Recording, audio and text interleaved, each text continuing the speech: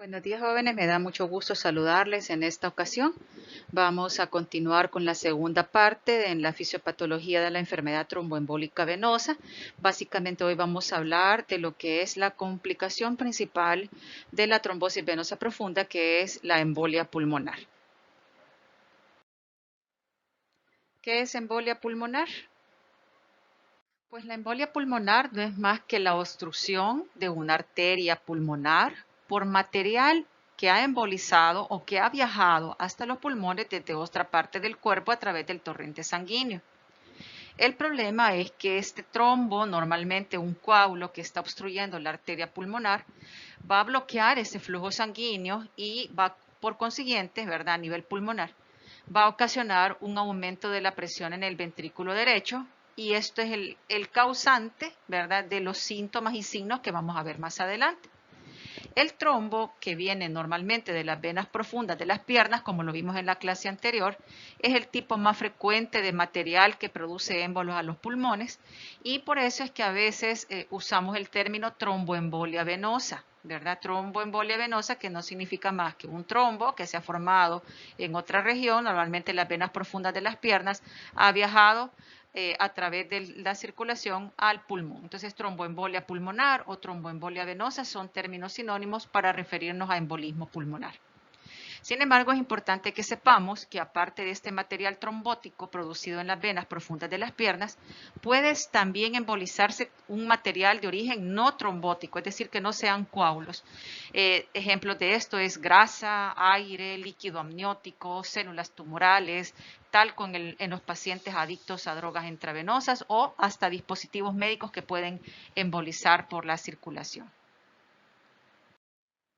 La embolia pulmonar entonces se refiere a una obstrucción en la arteria pulmonar o en alguna de sus ramas por material que puede ser trombótico, tumor, aire o grasa y que se origina definitivamente en otra parte del cuerpo. Entonces, en la fisiopatología no vamos a hablar de cómo se da la trombosis venosa profunda, porque eso ya lo hablamos en la clase anterior, sino que básicamente ahora vamos a intentar explicar lo que fisiopatológicamente le sucede al pulmón al tener una obstrucción del flujo a nivel de la arteria pulmonar, ya sea que esta obstrucción sea por un trombo, por un coágulo o ya por lo que dijimos anteriormente, por otro material. Entonces, los émbolos pulmonales normalmente suelen ser múltiples y los lóbulos inferiores del pulmón son los que están afectados en la mayor parte de los casos. Una vez que el trombo se ha alojado en el pulmón, van a ocurrir una serie de respuestas fisiopatológicas, que es lo que vamos a ver. Primordialmente sucede un infarto, que esto va a suceder en aproximadamente 10% de los pacientes. Esto va a suceder cuando los trombos o el material embólico se está alojando distalmente a nivel de los vasos segmentarios y subsegmentarios. Y entonces al obstruir estos vasos, pues queda una porción del parénquima pulmonar sin aporte sanguíneo. Evidentemente, en estos pacientes, los síntomas que van a referir serán dolor torácico, el cual es de características pleuríticas, del cual ya hablamos, que significa, como lo vimos en pericarditis, ¿verdad? Un dolor relacionado con la inspiración, con los cambios de movimiento, con la tos. Y también estos pacientes tienen frecuentemente hemoptisis, la cual, junto con el dolor, se presume es secundaria a una intensa respuesta inflamatoria a nivel de pulmón, pleura, tanto visceral como pleura parietal. Bien, la segunda respuesta fisiopatológica a la embolia pulmonar puede ser un intercambio anormal de los gases. Esto es explicado debido a que la embolia pulmonar se debe a una obstrucción mecánica, pero también funcional del lecho vascular, lo que va a alterar una de sus funciones, que es la relación ventilación-perfusión. También hay concomitantemente inflamación, ¿verdad? Que va a dar también una alteración en el surfactante y esto puede ocasionar una atelectasia o colapso pulmonar, que también va a dar como resultado una derivación intrapulmonar funcional. Estas dos cosas, tanto la alteración de la relación ventilación-perfusión como de la atelectasia, Ambos ocasionan hipoxemia, entendido como una disminución del oxígeno en la sangre. Una forma que tenemos para evaluarlo es a través de los gases arteriales, ¿verdad? Pero también una forma sencilla es a través del oxímetro de pulso, que hoy con la pandemia de COVID se ha puesto muy de moda. Casi todos tenemos un oxímetro en casa. Y sabemos que la oximetría normal debe de ser mayor del 95%, entendido como el oxígeno que está unido a la hemoglobina. Entonces, la inflamación también es responsable de estimular un impulso respiratorio. Estos pacientes van a estar taquipnéicos por la misma inflamación y al estar taquipnéicos, ustedes saben, al estar respirando demasiado rápido, vamos a sacar más dióxido de carbono, lo que nos va a ocasionar hipocapnia, es decir, niveles de dióxido de carbono por debajo de 35 milímetros de mercurio. Lo normal es de 35 a 45. Y al tener hipocapnia, pues la respuesta metabólica es una alcalosis respiratoria, entendida como una alcalosis, el pH arriba de 7,45, cuando lo normal es de 7,35 a 7,45. Lo contrario, hipercapnia con acidosis es raro en embolia pulmonar, a menos que el paciente ya esté complicado con un shock obstructivo. La tercera respuesta fisiopatológica a la embolia pulmonar es lo que conocemos como compromiso cardiovascular, que va a estar siendo evidenciado por hipotensión o disminución de la presión arterial. En este caso, la hipotensión de la embolia pulmonar se debe primordialmente a una disminución del volumen sistólico, que como ustedes recuerdan es uno de los principales determinantes del gasto cardíaco. En los pacientes con embolia pulmonar, básicamente la resistencia vascular pulmonar va a estar aumentada debido a la obstrucción física del lecho vascular que ocasiona el trombo y a una vasoconstricción hipóxica dentro del sistema arterial pulmonar. El aumento de esta resistencia vascular pulmonar también va a impedir el flujo de salida del ventrículo derecho y va a ocasionar de forma aguda una dilatación del ventrículo derecho y un aplanamiento o arqueamiento del tabique interventricular. Tanto la disminución del flujo del ventrículo derecho como la dilatación del ventrículo derecho reducen la precarga del ventrículo izquierdo, comprometiendo así el gasto cardíaco. Como ustedes saben, el volumen sistólico está determinado por la precarga, por la poscarga y la contractilidad miocárdica. Entonces, al ver afectada la precarga o el volumen telediastólico del ventrículo izquierdo, vamos a tener una disminución del gasto cardíaco. Entonces, cuando la obstrucción, digamos por ejemplo, la obstrucción del lecho vascular pulmonar se aproxima al 75%, el ventrículo derecho debe generar una presión sistólica superior a 50 milímetros de mercurio para poder preservar el flujo adecuado en la arteria pulmonar. Cuando el ventrículo derecho no logra esto, falla y entonces se produce la hipotensión.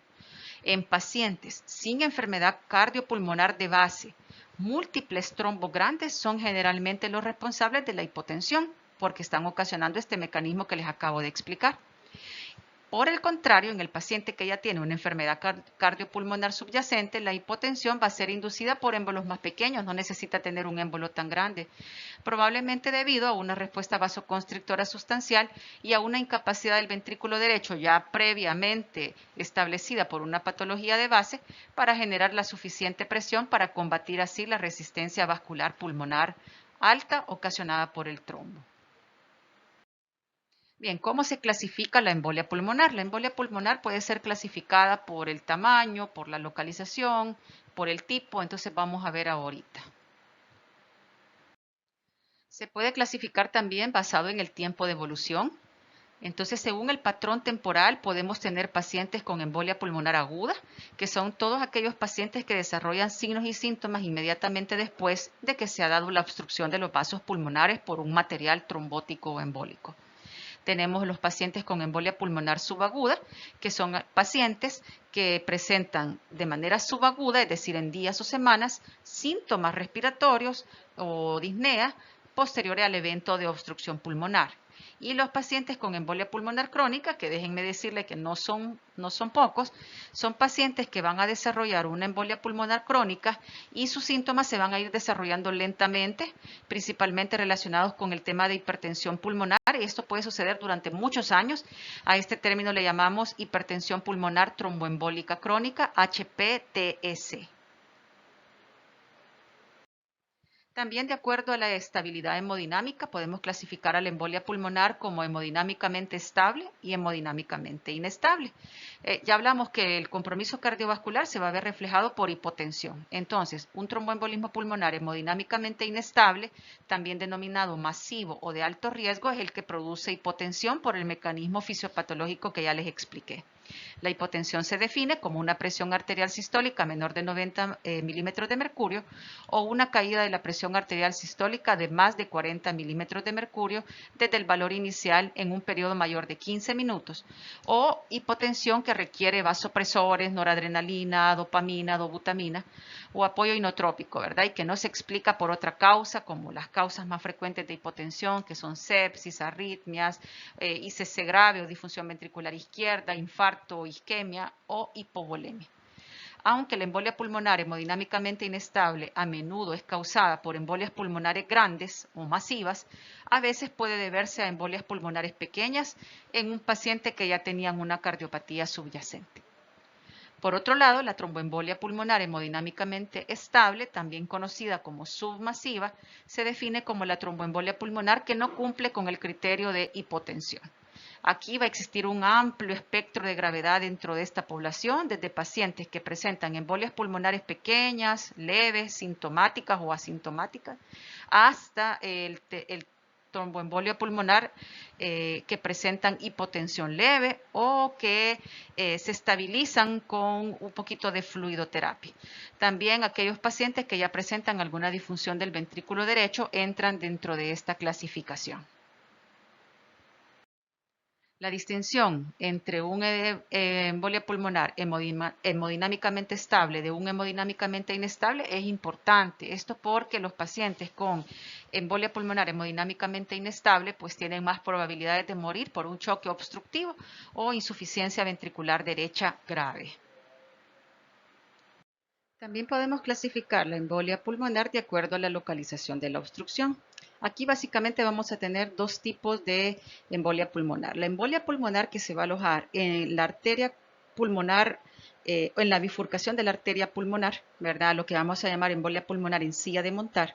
Y la embolia pulmonar de las arterias de los lóbulos inferiores o arterias segmentarias y subsegmentarias. Entonces, la tromboembolia pulmonar en silla de montar, como decíamos, el trombo se aloja en la bifurcación de la arteria pulmonar, extendiéndose hacia las pulmonares principales derecha e izquierda. Aproximadamente un 3 a 6% de todos los pacientes con embolia pulmonar presentan este tipo de émbolo en silla de montar. La mayoría de los émbolos pulmonares básicamente se mueven más allá de la bifurcación de la arteria pulmonar para terminar alojados en el sentido más distal a nivel de las ramas lobares, segmentarias o subsegmentarias. Las embolias pulmonares pueden ser bilaterales o unilaterales, de acuerdo si las arterias están obstruidas tanto en el pulmón derecho como en el izquierdo. Los trombos más pequeños que se encuentran en las ramas más periféricas o las segmentarias o subsegmentarias tienen más posibilidades de causar infarto, como lo habíamos visto anteriormente, e irritación pleural, y entonces el paciente tiene dolor torácico. Bueno, acá tenemos unas imágenes de una tomografía, en este caso con contraste, donde nos está mostrando un émbolo pulmonar en tipo silla de montar. Básicamente lo que se observa acá está señalado por la flecha, es un émbolo tremendo en la bifurcación de la arteria pulmonar, ¿verdad? Y que está ocasionando obstrucción también de ambas arterias principales derecha e izquierda. Y acá tenemos una reconstrucción coronal, siempre de una tomografía computarizada, que demuestra émbolos arteriales pulmonares señalados por la flecha, o sea, bilaterales, ¿verdad? Dándonos a entender acá, y grandes trombos, por cierto, son los señalados con la flecha en color gris, ¿verdad? Que puede ser una embolia pulmonar bilateral, lo que por supuesto va a tener más pronóstico malo, ¿verdad? Dependiendo del paciente. Quiero que vayamos ya viendo el tipo de corte, ¿verdad? Aquí tenemos un corte coronal, que significa que se ha partido el cuerpo en una parte de adelante y una parte de atrás para poder ver el tórax como lo vemos en una radiografía. Y este es un corte sagital, ¿verdad? Como que hemos hecho una rebanada del tórax para poder ver las estructuras desde arriba. Aquí está la columna, ¿verdad? La aorta, etcétera. Las costillas, ¿verdad? Entonces, son diferentes modos de presentación de las tomografías que nos ayudan para distinguir las estructuras y hacer mejor los diagnósticos radiológicos. Esto lo vamos a ver en Introducción a la Clínica el próximo ciclo. Y acá tenemos también una embolia pulmonar aislada en la región subsegmentaria, ¿verdad? Aquí, en una de las arterias más periféricas, ¿verdad? Que está señalado aquí con la flecha. Y también observamos un infarto pulmonar en el segmento anterior del lóbulo inferior izquierdo, ¿verdad? Aquí lo podemos ver. En las partes más periféricas. Entonces, los infartos pulmonares se van a dar principalmente en la periferia y acá, por estar cercanos a la pleura, tanto visceral como parietal, el paciente se puede quejar de dolor torácico. Entonces, no nos olvidemos, ¿verdad? Cuando el paciente se queje de dolor torácico de tipo pleurítico, no solo es algo musculoesquelético, podría ser pericarditis, podría ser un infarto pulmonar. Entonces, estas técnicas de imagen pues nos ayudan para completar el diagnóstico. Bien, entonces ahorita hemos hablado de la definición de embolia pulmonar, hemos hablado de la respuesta fisiopatológica de la embolia pulmonar a nivel básicamente compromiso cardiovascular, infarto pulmonar y alteración del intercambio de gases. Y hemos hablado de la clasificación de la embolia pulmonar y hoy vamos a hablar de las manifestaciones clínicas. Bien, la embolia pulmonar va a tener una amplia variedad de formas de presentación que van desde un paciente completamente asintomático hasta un paciente que debuta con shock o muerte súbita. El síntoma quizás más frecuente es la disnea, seguido del dolor torácico. La disnea va a tener ciertas características que ya vamos a hablar de ella, como disnea súbita, y el dolor torácico, que es clásicamente de naturaleza pleurítica, exacerbado por la tos, la inspiración, los cambios de posición, y que mejoran con algunas posiciones también. Otros síntomas frecuentes pueden ser tos y siempre signos de trombosis venosa profunda, edema de miembro inferior, unilateral, etc. La hemoptisis, aunque está descrita como parte de los síntomas, no es el síntoma de presentación usual, ni tampoco, gracias a Dios, el shock, arritmias o síncopes. Hay algunos pacientes que tienen embolias pulmonares grandes, pero los síntomas muy leves o asintomáticos, y uno se sorprende, ¿verdad?, pensando que el tamaño tiene relación con la sintomatología, pero en este caso no es así. Y es importante que como médicos tengamos un alto nivel de sospecha, ¿verdad?, que siempre tratemos de integrar los signos y los síntomas, como lo hacemos en la anamnesis y el examen físico de nosología, para poder llegar a un diagnóstico lo más certero posible. Aquí del UpToDate les presento una lista de signos y síntomas frecuentes de la embolia pulmonar aguda por orden de frecuencia basado en estudios basados en evidencia. La disnea es el principal síntoma presentado hasta en un 73% de los pacientes, el dolor torácico pleurítico hasta en un 66% de los pacientes, tos en un 37% de los pacientes y hemoptisis solo en un 13%. Estos son síntomas. Ahora, signos sería la taquipnea, un 70% de los pacientes, estertores en un 51% de los pacientes, taquicardia, 30% de los pacientes, un cuarto ruido cardíaco en un 24% de los pacientes, una acentuación del componente pulmonar del segundo ruido cardíaco en un 23% de los pacientes y colapso circulatorio, gracias a Dios, solo en un 8%. Sin duda alguna se han de estar preguntando por qué se incluye la hemoptisis dentro de los síntomas y no dentro de los signos, porque aquí estamos entendiendo de que el paciente da historia de hemoptisis, no que nosotros estamos viendo al paciente con hemoptisis. Si nosotros estamos viendo la hemoptisis, por supuesto se convierte en un signo porque usted lo está evidenciando, aunque siempre debemos de descartar que la hemoptisis no sea sangre que viene del tubo digestivo o epistaxis deglutida. También hay otras presentaciones menos frecuentes, decíamos como arritmias, entre ellas la fibrilación auricular, que es la más frecuente, o la lipotimia, el síncope y el colapso respiratorio, que como veíamos representan menos del 10% cada uno. Pero de la disnea, que decíamos que es el síntoma más frecuente, a menudo es de un inicio rápido, súbito, generalmente en segundos o minutos. La disnea puede ser menos frecuente en los pacientes mayores que no tienen enfermedad cardiopulmonar previa. Y es más posible que exista disnea en los pacientes que presentan embolia pulmonar de los vasos más principales o de los vasos lobares. Aproximadamente 10% de los pacientes presentan síntomas de pulmón infartado, ¿verdad? Esto generalmente debido a émbolos pequeños y periféricos, y entonces dijimos dolor torácico pleurítico. Ese era el síntoma predominante. Al examen físico, pues vamos a encontrar taquipnea, vamos a encontrar la evidencia de una trombosis venosa profunda con hinchazón de la pantorrilla, del muslo, eritematoso, edematizado, con notable sensibilidad y cordones venosos palpables. Vamos a encontrar taquicardia, estertores, disminución de los ruidos respiratorios, como decíamos, un componente acentuado del segundo ruido cardíaco, distensión venosa yugular, que nos está hablando de insuficiencia ventricular derecha, y algunos casos fiebre que nos hace que nos confundamos con cuadro de neumonía. Cuando la embolia pulmonar es masiva o hemodinámicamente inestable, va a ir acompañado de signos de insuficiencia ventricular derecha, como presión venosa yugular aumentada, tercer ruido cardíaco, elevación paraesternal, cianosis y en los grados más severos, choque obstructivo. Bien, ahora vamos a hablar sobre el diagnóstico. El enfoque diagnóstico en los pacientes con embolia pulmonar también es un poco complejo, para no quedarnos atrás con el diagnóstico de trombosis venosa profunda. En la mayoría de los pacientes que se encuentren hemodinámicamente estables, no vamos a hablar de los complicados, se sugiere un enfoque que combine una evaluación de probabilidad clínica, la escala de Wells, que no es la misma de trombosis venosa, pero se llama igual, ¿verdad? Una prueba de dímero D y en algunos casos un diagnóstico por imagen definitivo, que en este caso se llama angiotac pulmonar o angiotac de tórax. También se puede hacer angioresonancia, pero angiotac es el preferente. Entonces, la escala de Wells para evaluar sospecha de embolia pulmonar incluye los siguientes criterios. El paciente tiene síntomas clínicos de trombosis venosa profunda, como inflamación de la pierna o dolor con la palpación, asígnele 3 puntos. Tiene otros diagnósticos menos probables que embolia pulmonar, asígnele 3 puntos.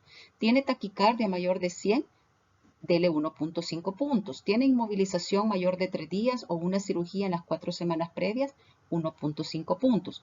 Tiene un episodio de trombosis venosa profunda previa o embolismo pulmonar, 1.5 puntos. Tiene hemoptisis, aplíquele un punto. Tiene neoplasia, aplíquele un punto. Entonces usted hace la sumatoria. Si el paciente tiene menos de 2 puntos, es baja probabilidad de tener embolia. Si tiene entre 2 a 6 puntos, es una moderada probabilidad de tener embolia. Y si tiene más de 6 puntos, una alta probabilidad de tener embolia. También se ha hecho un intento de simplificar esta probabilidad haciendo uso de este cambio de criterios en el que se dice que una embolia pulmonar es probable si tiene más de 4 puntos y una embolia pulmonar es poco probable si tiene menos de 4 puntos. Sin embargo, lo que vamos a estar utilizando es la clasificación tradicional, como verán a continuación. Dijimos que también necesitamos el dímero D.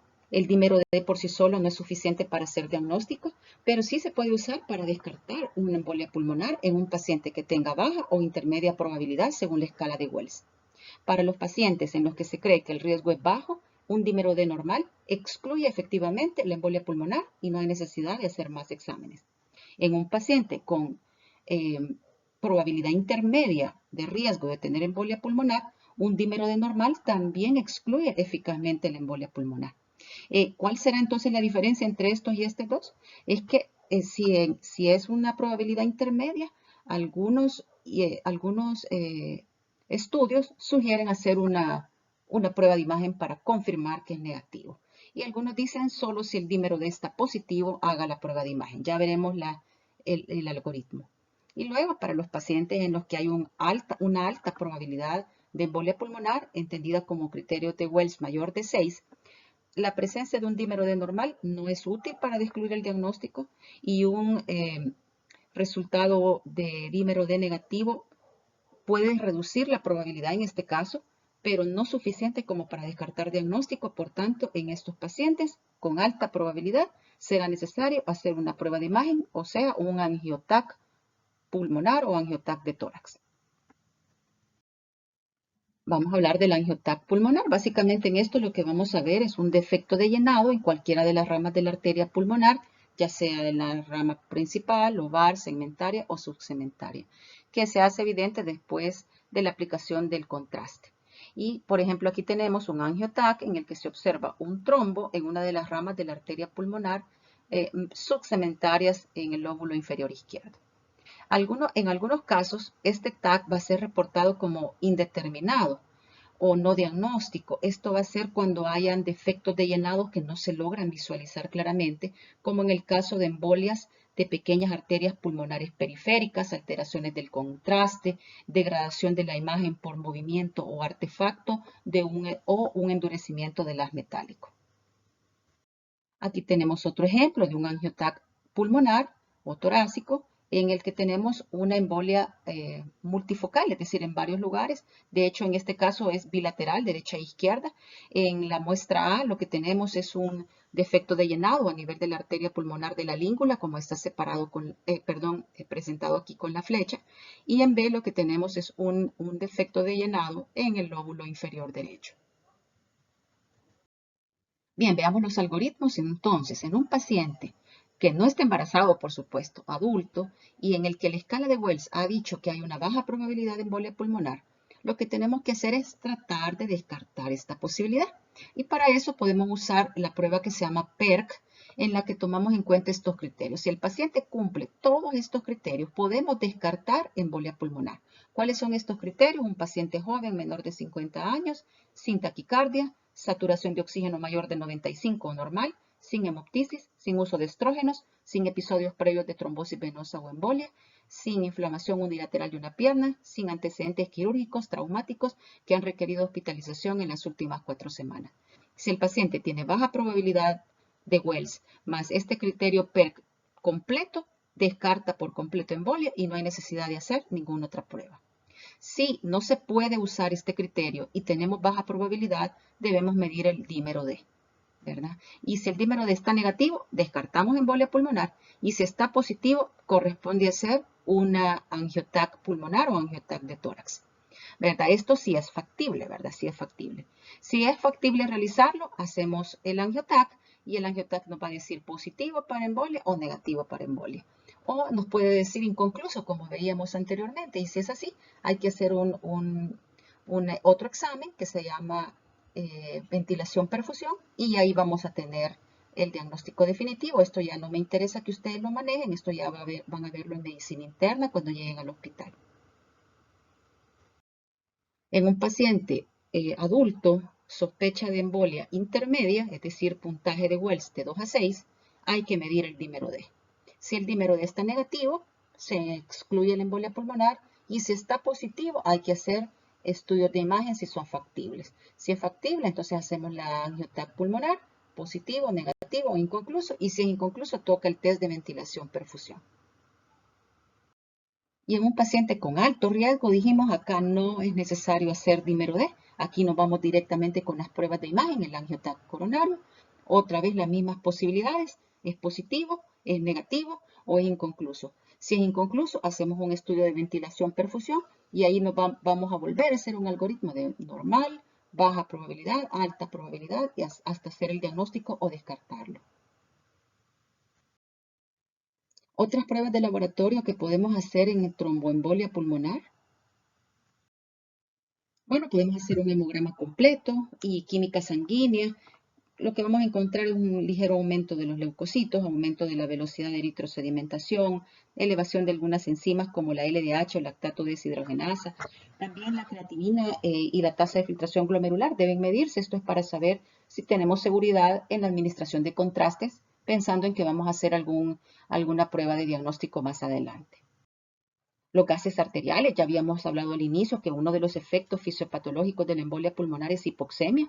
Para saberlo necesitamos unos gases arteriales.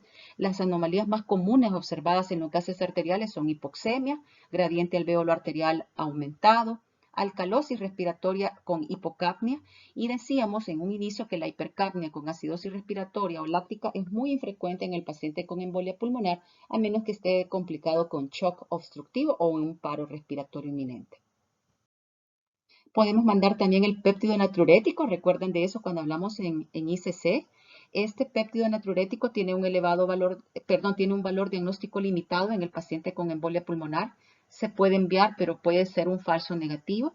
Igualmente la troponina, ¿verdad? Los niveles séricos de troponina son útiles para tema pronóstico, no para diagnóstico. Y el dímero D, que ya lo habíamos visto, no es suficiente para hacer diagnóstico. Hay que usarlo junto con la escala de probabilidad de Wells.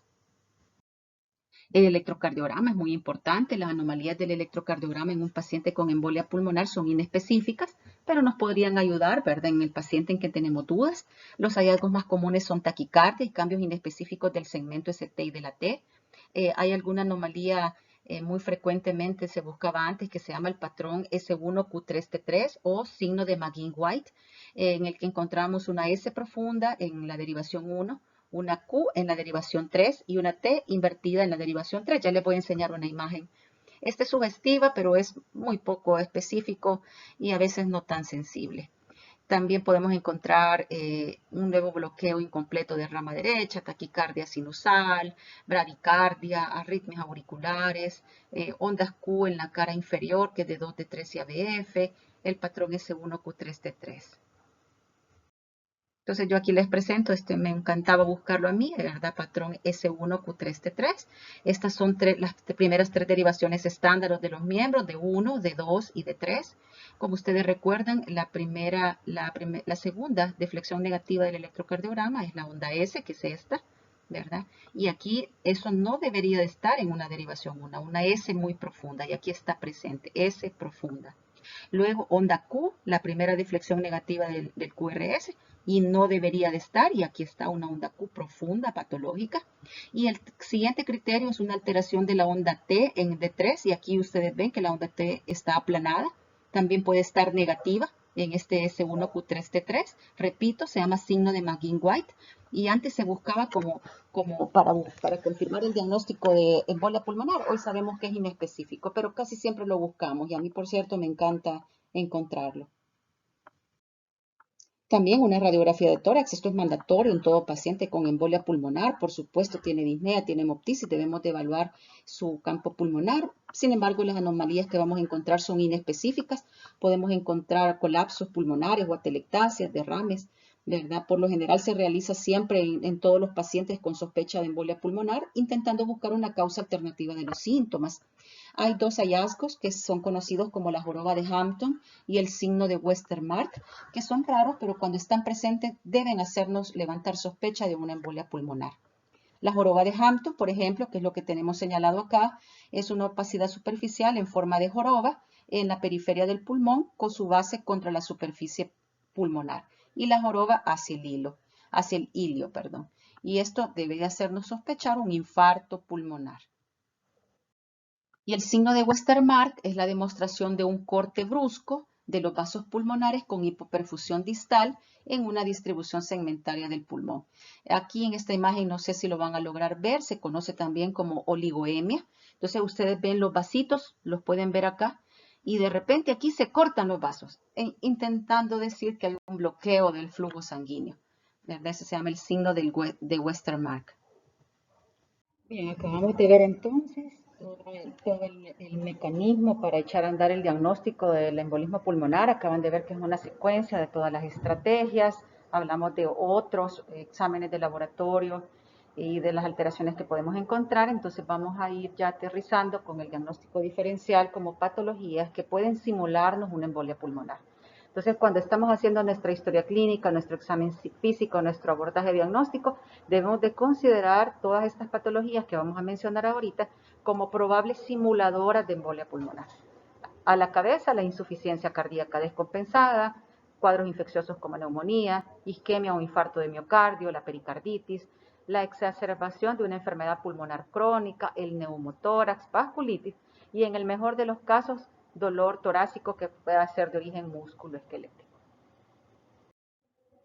En cuanto al tratamiento, en medidas generales, todo paciente con embolia pulmonar puede tener un reposo relativo, aunque se solicita un reposo absoluto de 48 a 72 horas para aquellos pacientes con embolia pulmonar con una probabilidad intermedia o alta, pero que tengan trombosis venosa profunda. Esto porque el paciente entonces puede volver a embolizar otro trombo desde los miembros inferiores y esto va a desencadenar el fracaso del ventrículo derecho que ya estaba disfuncionando.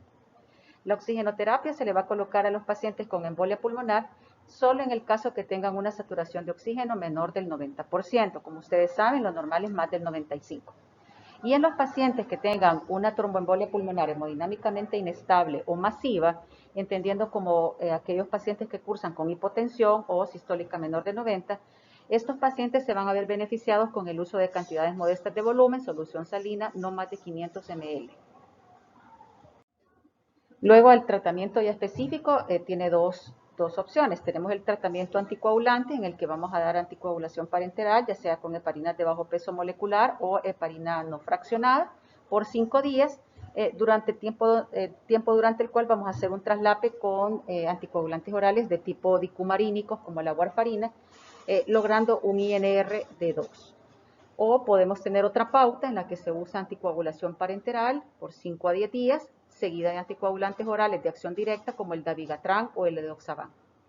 En algunos pacientes se puede utilizar monoterapia desde el inicio con inhibidores directos del factor 10 activado como el apixaban y el rivaroxaban. Y en los pacientes que tengan embolia pulmonar y que estén embarazadas o que tengan cáncer, se usa heparinas de bajo peso molecular desde el inicio hasta el final del tratamiento.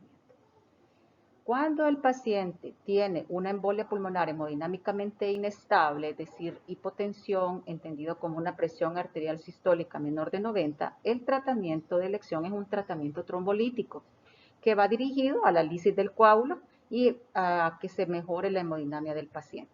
El trombolítico que más se ocupa, según Farreras, es la uroquinasa o la streptoquinasa. No vamos a hablar de dosis porque esto ya es un tema un poquito más profundo que ustedes seguramente lo van a ver en medicina interna ya el próximo año. Pero sí es importante que sepan que igual que en el infarto agudo de miocardio con elevación del ST, también se puede hacer trombolisis. Este cuadro es un cuadro comparativo que básicamente estamos viendo todas las posibilidades terapéuticas en el caso de un tromboembolismo pulmonar masivo, es decir, que tenga hipotensión o shock cardiogénico. Ahí el tratamiento de elección, como acabamos de mencionar, es trombolisis y ingreso a una unidad de cuidados intensivos. Si la embolia es de riesgo intermedio y está hemodinámicamente estable, es decir, no tiene hipotensión, pero si hay una disfunción ecocardiográfica del ventrículo derecho y daño miocárdico, lo que tocará es anticoagulación convencional con alguna de las pautas que acabamos de ver. Y si hay deterioro hemodinámico, se valora trombolisis, ¿verdad? Y se maneja al paciente con vigilancia, ¿verdad? Cercana. Si la embolia pulmonar es de bajo riesgo, no masiva, tiene la presión arterial sistólica mayor de 90, las escalas clínicas pronósticas son negativas y si disponemos de marcadores o pruebas de imagen que están evidenciando ausencia de disfunción del ventrículo derecho y daño miocárdico, el tratamiento será anticoagulación convencional y un alta precoz en los primeros 5 días. Jóvenes, esto es lo que traíamos sobre embolia pulmonar. Por favor, estudien esta clase, escuchen bien el audio, repitan las veces que sea necesario para poder entender. Ha sido sacado el Up to Date 2021 de Farreras, algunas partes de Cecil también. Quedo atenta a sus dudas y consultas a través del foro de consultas y que Dios les bendiga.